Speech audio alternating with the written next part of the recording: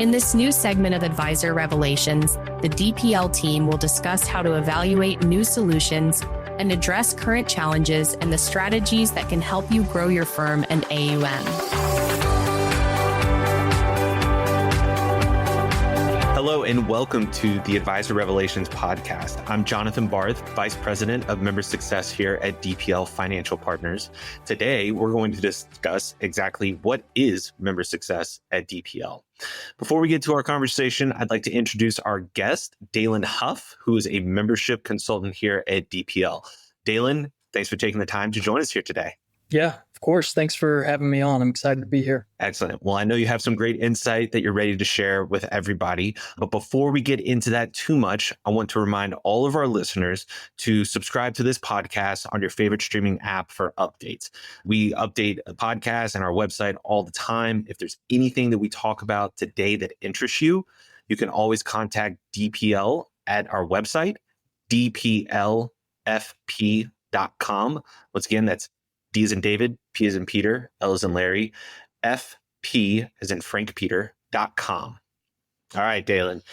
So that our listeners have a better understanding of your experience here at DPL and what membership means at DPL, can you share a little bit about yourself and what you do at DPL? Yeah, of course. So I started here at DPL back in 2023. Originally started as an associate, just working with my team to develop proposals, illustrations on products. Operationally was calling out, making sure business was getting across the finish line. And so just supporting my team and territory the best I could. And then got promoted after that in that position for about a year and started as a membership consultant. And so when firms came to meet with DPL, I was the first face they seen on the intro call and kind of held their hand through the onboarding process and making sure that transition was smooth as they got transitioned to their internal consultant, who's their day-to-day point of contact once they become a DPL member. And so now that's currently, as of just a couple of weeks ago, the position I'm in now is an internal consultant. So working day-to-day with DPL member firms, ensuring they have a great experience on the platform. Awesome. Well, that's great. Thank you. It sounds like you've been wearing a lot of hats here at DPL over your time, particularly being the first face that a lot of advisors see and start to associate with DPL. Could you talk maybe a little bit about what some of the initial conversations you had with firms that are coming and looking at DPL? How do you start those conversations generally? Yeah, the conversation starts out with a lot of discovery, learning about their firm and their needs, them learning about DPL and what we do and seeing where we could possibly be a good fit. I would say a lot of times, especially in my time, the role as a membership consultant, we were talking a lot with these firms about potentially breaking away, possibly leaving a broker-dealer, having a book of annuities that hasn't been addressed, having clients with annuities that they don't have a solution for, don't know how to review. And so these are all things, as we're meeting with the firms, we're uncovering and unpacking and trying to figure out what DPL can do to address a pain that they may have been having in the past. Awesome. Well, that's great. So I know a big part of our conversation here today is going to be focused around member success and working with not only enterprise firms and some of the largest firms in the industry, but everything in between. And even those firms that are kind of in that middle ground. Maybe they've been in business for a few years and they're trying to grow and scale their business. But before we get into it too much, I think one thing that advisors and listeners probably want to hear is what keeps coming up when you're on these calls, when you're starting to talk to advisors for the first time. Do you find that there are any recurring pain points that you're seeing firms bring up? Yeah, great question. I would say, especially the past year, there's been a lot of movement with firms, maybe hybrid firms that are looking to break away from a broker-dealer. Mm-hmm. The only thing that is keeping them from breaking away from that broker-dealer is a book of legacy annuities that they have, that they may still be getting compensated on in the form of trails. It isn't necessarily revenue that they want to give up if it's something substantial. And so they've never looked to become fully independent solely because of that reason. And so whenever we're having conversations with these hybrid firms, and this has come up quite a bit, leveraging DPL as a resource to help transition their book of business to the advisory model, and helping these firms to understand that hey, you don't have to leave this revenue behind. Our goal at the end of the day is to actually increase the revenue that you're receiving on this book. A lot of the times we are able to, after we review a block of business and can 1035 some of the book to an advisory solution and generate recurring revenue for firms. That's pretty powerful to say, hey, we're going to be able to help you not only transition this to the advisory business model and help you go independent, fee only, but we're also going to be able to help increase your revenue that you're receiving off of the book. That's pretty impactful, I would think. Out of your experience and talking to so many firms, how much revenue are we talking about? What part of their overall revenue streams in the business does an existing annuity book typically represent? They range all different shapes and sizes. I mean, we work with firms who may have 5 to 10 million in annuities at a broker dealer. We work with firms that have hundreds of millions of dollars in annuities at a broker dealer. And that just goes to show the process that we have in place at DPL is built to handle all different types of book sizes and annuity blocks. And just goes to show that the process we do have in place is kind of a one size fits all. That's awesome. And I know particularly for larger firms, as we start to think about so many times we're seeing anytime you pull up your email or you log on to FA Magazine or Investment News or any other news source, we're seeing a really large firm purchase another firm, or a really large firm is bringing in another large team and going through M&A activity.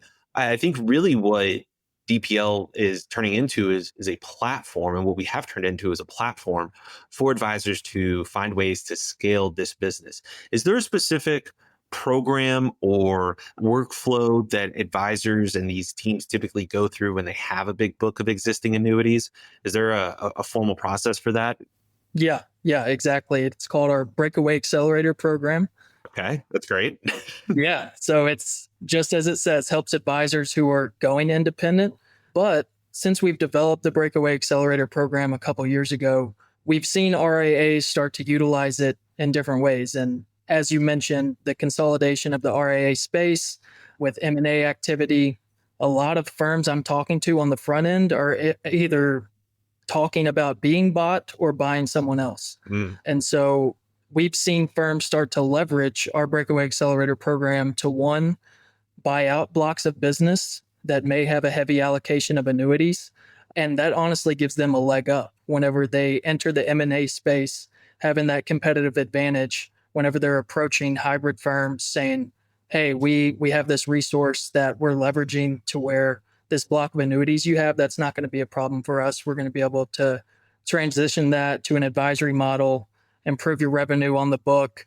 And whenever you're an RIA and you have that pitch versus an RIA who maybe doesn't have a process in place for annuities and insurance, I think the advisor that's being bought is going to go with the RIA that can handle it, right? And so that's one way we've seen RIAs leverage our Breakaway Accelerator program. Mm-hmm. Another one may be not just a whole firm that they're acquiring, but maybe they want to acquire a single advisor's book of business or bring on a breakaway advisor who's leaving a wirehouse or leaving a broker dealer and want to go independent and join an RIA. Same process that we have in place through our Breakaway Accelerator program. We're going to be able to review that advisor's entire block of business and see what we can 1035 to an advisory solution. And 7 out of 10 times from our experience, we are going to be able to recommend a 1035 exchange. Wow. And get that advisor recurring AUM revenue. So that was one thing I was going to ask about is how frequently are we able to transition a book of business? You're saying 7 out of 10. So that means that if someone has 1,000 annuities, that we're able to move about 700 of them over to the advisory space? Yeah, I would say that's a fair statement. And it catches a lot of advisors by surprise. Typically the first call I'm meeting with the advisors, I'm telling them about our solution, about the Breakaway Accelerator program, how we can help transition their block of annuities, kind of the 3-step process of how we're first going to look to 1035. And a lot of advisors, and most of the time it comes down to just education and not knowing about commission-free annuities and the power of a commission-free annuity versus a traditional annuity. They're under their own assumption that we won't be able to move a lot of their book. Yep. And so it's not going to make sense for us from an economic standpoint to move this block of business because you're not going to be able to 1035 anything. I doubt you'll be able to move anything. But advisors are pleasantly surprised whenever they do share their book information with us and we run bulk analysis on how much we are actually able to 1035 and offer a recommendation to transition it to an advisory solution.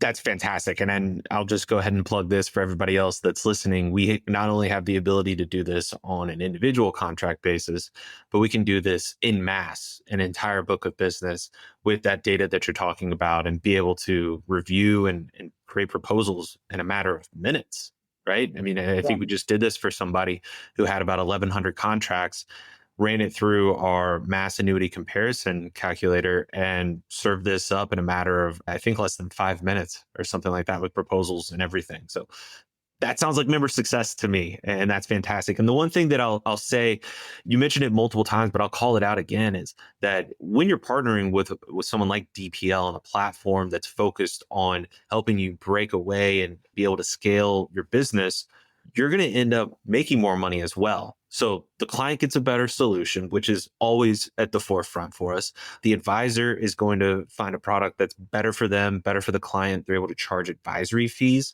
So they go from receiving a commission to an advisory fee, which is huge value to the advisor. And then ultimately to the firm from a business valuation standpoint, that's a huge win as well, because we know the multiple people will get on their book of business for advisory fees significantly higher than those in commission. So that's great.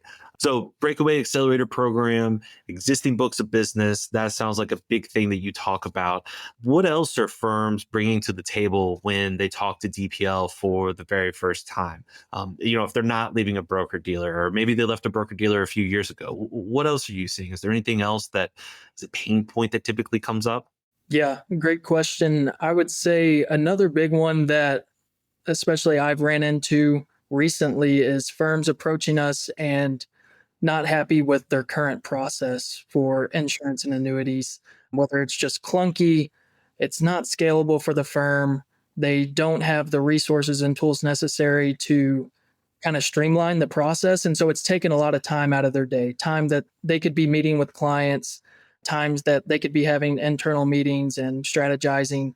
They're having to put this into, calling out to insurance carriers or trying to put out fires. And those are a lot of things I'm hearing on the front end. And when talking with them, with the tools and the technology we've built out, and what you referenced earlier, having a tool that can review a block of annuities within a couple minutes and offer recommendations and serve them up to you within a couple minutes is pretty powerful. But not just that, the tools that we have for application tracking on the back end for a contracts tab, having daily values in your advisor dashboard. And not only that, but getting data feeds set up into your reporting software, which traditionally, as you know, on the insurance and annuity side, that has lagged behind quite a bit when it comes to data and visibility.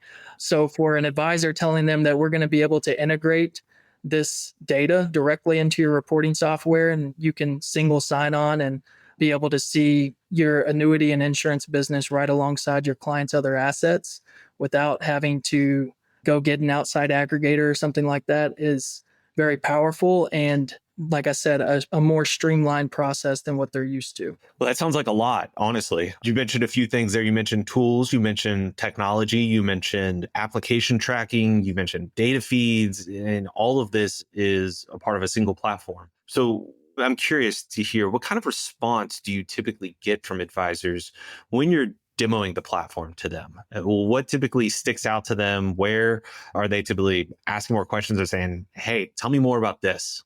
Yeah, great question. And I would say they're surprised. 90% of the time, they're surprised by one, how well it integrates into their existing business model. So they're not going to have to change a lot. Our platform is built to integrate seamlessly into an RIA business model. And we've built it like that with the data feeds we offer into the reporting software, but two, the tools and technology we have that are similar to and used to what they may be using already. on some of their financial planning softwares. And so it's easy for an advisor to catch on and start doing these things on their own whenever they see the tools and technology we've built out. And at the end of the day, we have consultants and we're not expecting the advisors to be product experts on the 70 different solutions we have, right? And so that's why having the consultant who's there, hey, I ran the tool and I have these 3 products and which one's better?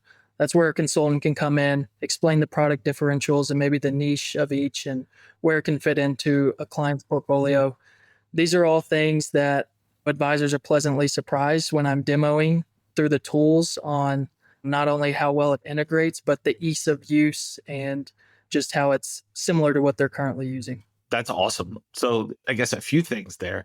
You mentioned one, that the tools are similar to what they're using within their current financial planning software systems. And I think what you mean by that is that oftentimes in a financial plan, we're trying to solve, or advisors are trying to solve for an X amount of dollars in retirement, right?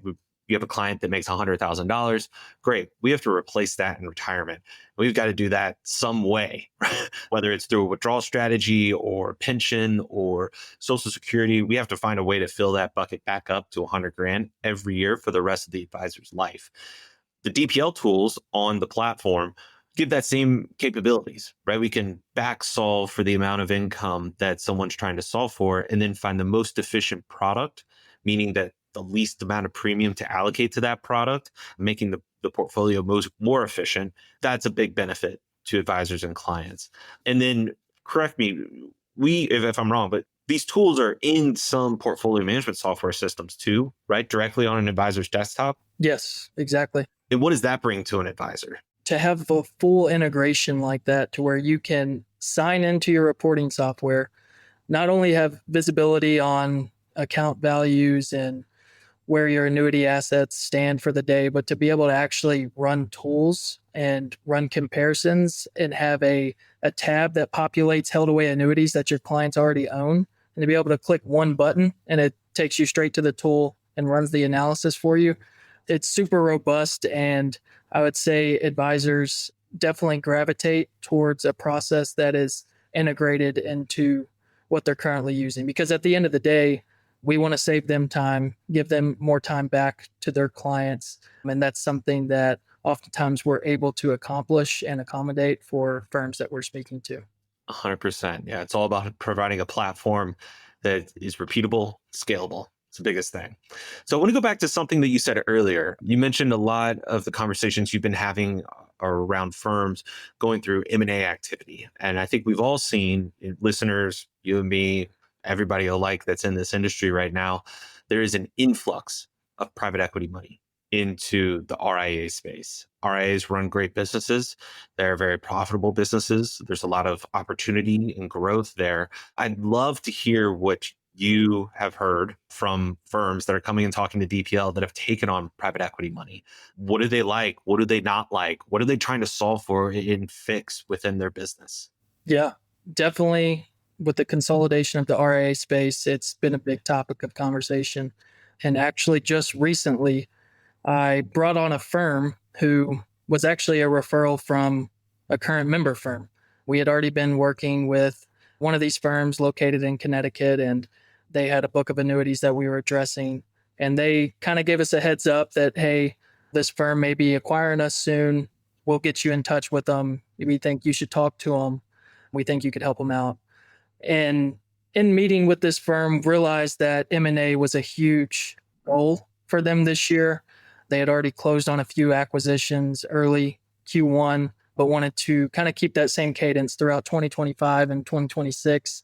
And in talking with them and talking with their executives and learning that firms that they were bringing on and acquiring have books of annuities and blocks of insurance, and kind of the aha moment for them was realizing that this was revenue that they hadn't accounted for and revenue that we could help them capture and bring in-house and start to generate recurring revenue for them. And so that was a huge advantage for them as they were prospecting these prospective books of business and pricing these books out, being able to give the advisor a better price on their book by taking into account the insurance and annuity portion.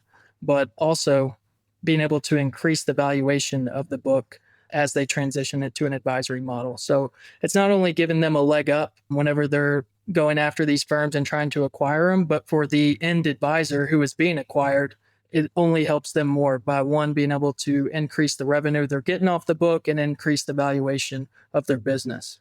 That's a win-win for both sides. I'll even speak to this. I know that there's a handful of firms that include us as a part of their discovery day. I know that DPL is a part of a lot of those diligence processes from member firms.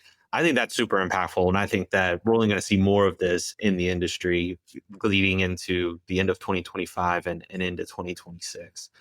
That's member success, right? It's all about driving revenue. And the one thing that Dalen, you hit on a little bit, and I mentioned it, but when you lead with the client's going to win, the client's going to get a better product and a better solution, which we know is going to happen because of the advisory commission-free space, everyone else wins as well. It's the whole reason that the puck is moving and skating. We're skating that way of where the puck's going rather than where the business has been from the very beginning.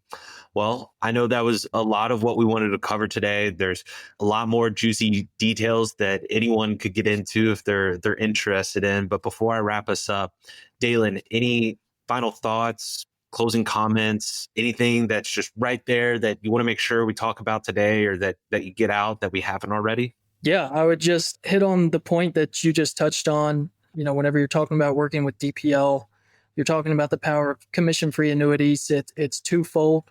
One, we're looking to get the client into a better situation, which a lot of times we are. And two, for the advisor and their business, what that means to them is getting recurring revenue, generating AUM organically that they normally wouldn't be able to obtain. And this all comes from, like you said, one, improving the client scenario. And that's always what we're looking to do. So I appreciate the discussion today, and I'm glad we got to chat for a bit. Took full advantage of the opportunity. So I want to thank you for joining us here today, sharing your insights, which we know not easily available out there in this space. So it's always good to hear straight from the source. Thank you, everyone, for listening as well. I would remind everyone again to subscribe to the podcast wherever you're currently listening. And then if you'd like to see a platform demo, if there's anything here that really interests you, want to just learn more, you even want to connect with Dalen or myself or talk to anybody else on the team, you can find us at our website. It's dplfp.com. And until next time, this was Advisor Revelation Podcast. Dalen, thank you so much. Talk to everybody soon. Thanks for listening. To hear more Advisor Revelations, go to dplfp.com and subscribe on your favorite podcast streaming app.